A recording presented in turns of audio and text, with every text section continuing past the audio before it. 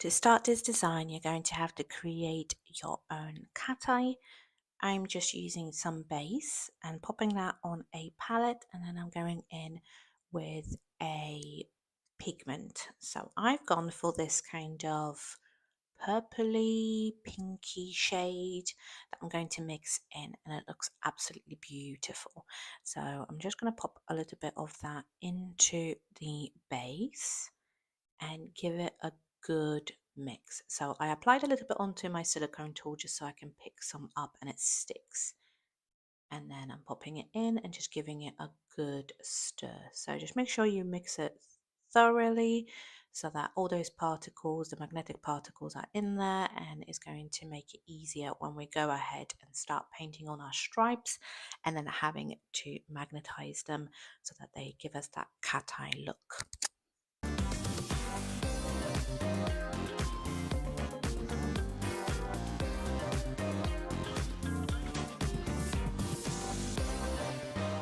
Once you're happy with your mixing, grab yourself a liner brush, and this is where the process begins. So first of all, you don't need to worry about the lines being super thin. We are not worrying about that at all, but you do want to be using the body of your brush to create these lovely straight lines. And I'm starting off with the middle. I'm just adding on and kind of trying to decide how thick I want my lines to be at this point. And once you're happy with how thick the line is, you can go in with your magnet and start magnetizing it. You want every single line to be magnetized in a different place, because when we move that nail, we want it to have depth, we want it to have movement, we want it to look like it's not just a stripy cat eye put one next to the other. We want it to be kind of moving and looking magical in different parts of the nail. And so I'm using a bar magnet and literally just going over one side really fast, then on top and on the bottom, just to kind of bring all that sparkliness to the middle, and then you cure it in the lamp. Now you're going to have to do this process a few times because you're going to have to do it for every single stripe. Yes, I know it's a lot of work, but it's worth it because it looks so beautiful at the end. So I have left the whole process in this tutorial, and I'm going to put on some jazzy music so you can listen to it and watch me paint these lines. But that's all it is for now. So for now, what we're doing is focusing on those lines using the body of a brush, very gently pressing down and getting those lines one next to the other, and making sure that they are magnetized in different places. So the first one I did was I magnetized it in a way that it's going to show mainly in the middle. Now the next one I'm going to magnetize in a different place. You don't need to be super specific about how you're using your magnet to get those magnetic particles to move. Now, this particular cat eye is not as reactive as some other cat eye pigments can be, and they can move a lot more and they can really sparkle a lot more. This one isn't like that, unfortunately, but it works for what I'm trying to do. It's going to still look nice and frosty when we matte it at the end. But yeah, so this is how I am just going over these lines. So remember, every single line needs to be cured separately, and then you go on with your next line.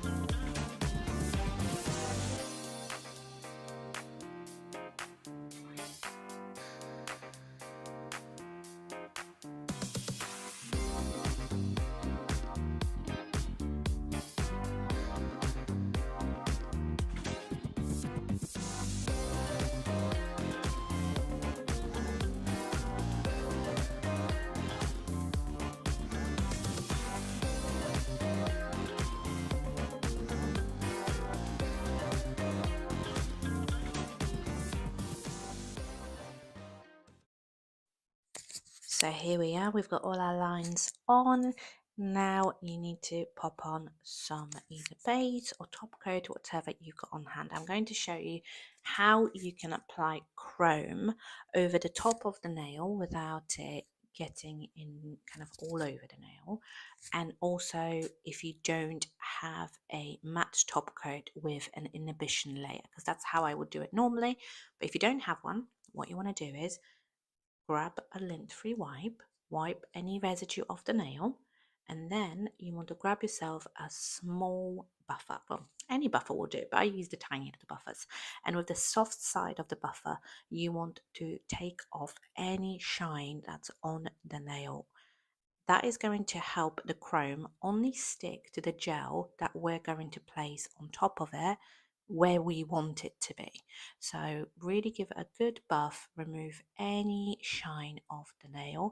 You're not really scrubbing that nail hard. We don't want to take any layers off. We're just trying to remove the shine. We don't want anything to stick to the top of the nail when we apply the chrome. So I'm going to show you in a minute the gel that I use. So I use frosting gel by Madam Glam, and I have found that it's great. You can find an SDS sheet really easily, or you can message them and they will provide one for you. So I trust that that product is really good for what we're going to be using it for. So it looks slightly cloudy, but it won't be when we apply it. And then grab yourself some glitter shapes as well. I'm going for these large square ones. And this is how we're going to make our gem in the middle of the nail. So using a dotting tool, or I've got this pointy tool, I am just popping on a blob of the frosting gel by Madam Glam. Again, you can use any that you feel comfortable with. I just found that this one gives that texture that we want, and then sticking a square right into it. These little pesky squares can all stick together, so I did have two though actually instead of one, but there we go. So I'm squishing that down because I want it to be really embedded in that gel, and I want it to create almost like a border around the square. And then I'm grabbing a little bit more and I'm starting to create like a frame for the gem that we're going to chrome with some silver chrome. I'm just going ahead, dipping in with my pointy tool, and like I say, you can use a dotting tool, you can use a brush, and I'm just trying to create this abstract looking frame. I don't want it to be all nice and straight. I want it to have texture. I want it to look slightly off, so I'm making it a little bit larger on one side than the other. I just want it to look really pretty, and I'm going to show you close up so you can really see what I've done. So as you can see here, it's got this kind of blobby shape to it, but trust the process, it's going to look really pretty when we finish with it. This gel cures in 30 seconds in the lamp, so that's what I'm doing. And then I'm grabbing a tiny bit of silver chrome on an applicator brush, or applicator, eyeshadow applicator, that's the one. And then we're going to chrome that straight over that gel when it pops out. Little goes a long way. You really don't need much.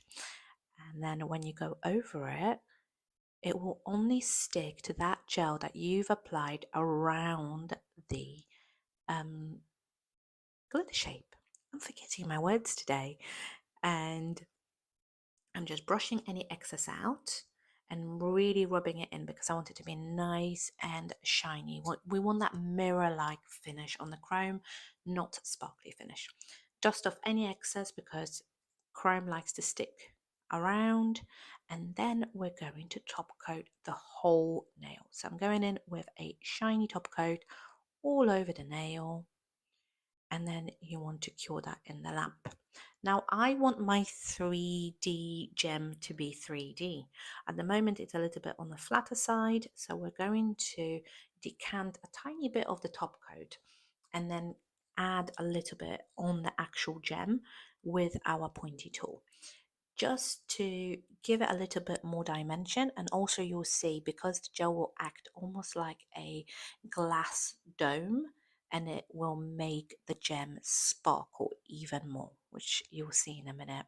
So I'm decanting a tiny bit and then grabbing it on my pointy tool. I just want a tiny little blob, tiny little dot, and placing that in the middle. And then you're going to cure that in the lamp, and as you will see, it just adds something to the design. It just adds a bit more depth. It just makes it look more interesting. And once you're happy with that, cure it in the lamp. And I'm just going to show you up close how stunning is that. It's beautiful. Yeah, it's a process by drawing those lines and having to cure each one, but it's chef's kiss. Beautiful. And here is another one, so you can take like a bit more silvery and create that, and that one has a shell inside. So there are varieties of these that you can create, and I hope you enjoyed this tutorial.